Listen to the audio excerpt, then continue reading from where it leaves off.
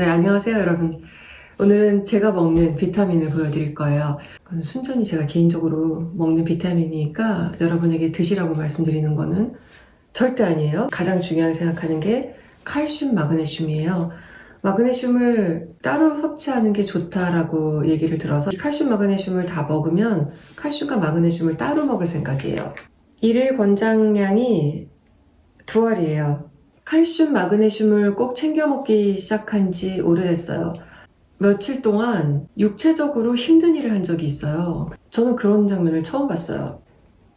커튼이 닫히는 것처럼 이거는 이렇게 닫히는 게 아니라 아래 눈꺼풀이 위로 쭉 올라오면서 닫히는 거예요. 너무 슬로우 모션으로 하루 종일 자고 일어나면은 그 다음날 괜찮아질 줄 알았는데 또 닫히더라고요.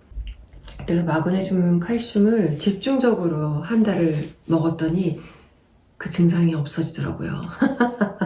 순전히 저의 개인적인 의견이에요. 네. 그리고 오메가3. 요즘엔 예전처럼 생선도 많이 먹지는 못하잖아요. 그래서 이런 오메가3로 보충을 하는 거죠. 그리고 비타민 B를 먹습니다. 또 종합 비타민도 먹고요. 비타민 C도 먹어요. 비타민 D를 먹고요. 아연을 먹고요.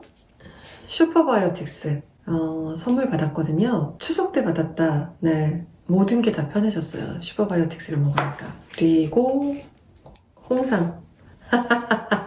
이것저것 엄청 챙겨 먹죠? 이거 외에도 파우더 종류, 단백질 파우더도 먹고요. 그린 채소들을 동결 건조시킨 파우더들도 주스 만들 때 같이 한 숟가락 타서 주스를 만들어서 먹곤 해요. 이런 비타민과 또 식품 보조제를 먹을 때와 안 먹을 때의 차이는 몸의 활력, 정말 확실히 제가 느껴요. 비타민C를 꾸준히 먹으면 피부가 예뻐져요. 저는 지금 어떤 회사 광고를 하고 있는 것도 아닙니다, 여러분. 지금 유튜브 통해서 의사분들이나 약사분들이 좋은 제품들을 많이 소개해 주시더라고요. 그런 것들을 참고하셔서 종류는 선택을 하시면 될 것 같아요. 제가 먹는 비타민에 대해서 소개를 해드렸고요. 많은 분들이 왜 안 늙으세요? 제가 그거에 대한 답을 한번 솔직하게 드려보겠습니다. 첫 번째, 조명. 짜자잔. 나이 들어 보이지 않는 건 실제로는 나이가 들었죠. 이 표정이나 평소의 자세, 태도, 제스처 이런 것들의 종합적인 결과로 나이보다 어려 보이는 느낌을 주는 거죠. 늙은 건 늙은 거고요. 자, 그 느낌에 대해서 말씀을 드릴게요. 평소 생활 습관, 목 주름을 예방하는 베개의 위치를 찾아라 이러고 있으면은 목에 주름이 생기잖아요. 그러니까 목을 좀 펴줄 수 있는 위치를 찾는 게 평소 생활 습관입니다. 또 다른 습관은 샴푸할 때 눈에 거품 들어갈까봐 눈을 막 꼭 감고 샴푸를 하잖아요. 눈을 살짝 감는다고 해서 거품이 막 눈에 들어가는 건 아니에요. 눈을 살짝 감고 샴푸를 하는 습관. 눈을 꼭 감고 샴푸를 하는 게 매일이 쌓여서 10년, 20년이 지나면은 주름이 많이 생기겠죠. 핸드폰도 그래요. 깜깜할 때 문자 메시지 한번 확인할 때 인상 쓰면서 눈을 뜨죠. 깜깜한데 핸드폰 볼 때도 인상 쓰지 마시고 그냥 눈을 부드럽게 뜨셔서 보세요. 실눈을 뜨는 습관, 무언가를 집중할 때 실눈을 뜨고 집중을 하는 습관, 이런 것도 여기 오랜 세월이 지나면은 잔주름이 생기겠죠. 또 말을 할 때 웃으면서 말을 하는 느낌도 중요해요. 경쾌한 느낌을 주니까요. 말을 할 때 내 입꼬리가 처져 있나, 이런 평소 습관도 오랜 세월이 흐르면 그 모습이 내 얼굴이 되는 거죠. 피곤한 게 맞나요? 거울을 봐도 그냥 그날 예쁜 곳만 보지 굳이 이상해 보이는 곳을 계속 보면서 스트레스를 받지 않아요. 샤워하고 나서도 흐린 불, 물론 간접 조명이죠. 저는 목욕탕 불을 항상 어둡게 켜놔요. 굳이 그렇게 밝은 불 다 켜놓고 하루에 한두 번씩 내 몸을 보면서 스트레스를 받아요? 그냥 적당히 곡선만 보는 거죠. 실루엣만. 괜찮군. 집에서 거울을 봐도 어떤 거울 앞에 서면은 내가 예뻐 보이는 데가 있을 거예요. 그 거울을 찾으세요. 외출을 하기 전에 그 거울 앞에서 체크를 하고 나가는 거예요.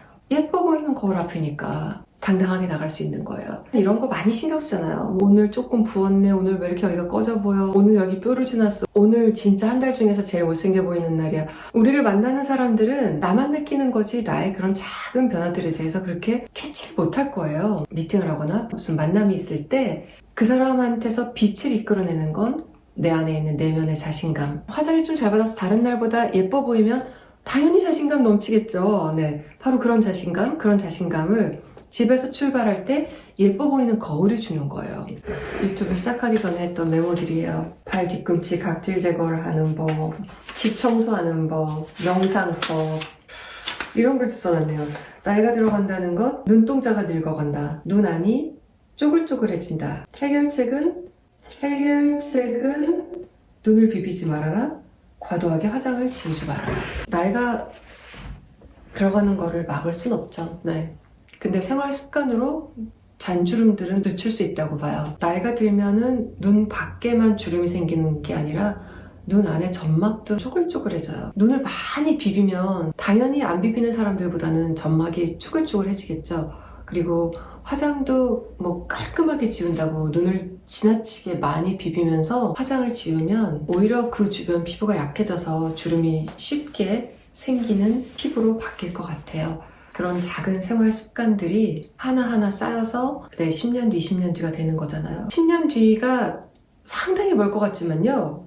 은근히 빨리 와요. 좋아하는 작가가 있어요. 포로스터라는 분인데 환상의 책이라는 데서 이런 글을 썼어요. 그녀는 립스틱을 바르지도 화장을 하지도 머리 손질을 하는데 공을 들이지도 않았지만 그래도 여자다웠고 절제된 영적인 아름다움을 지니고 있었다.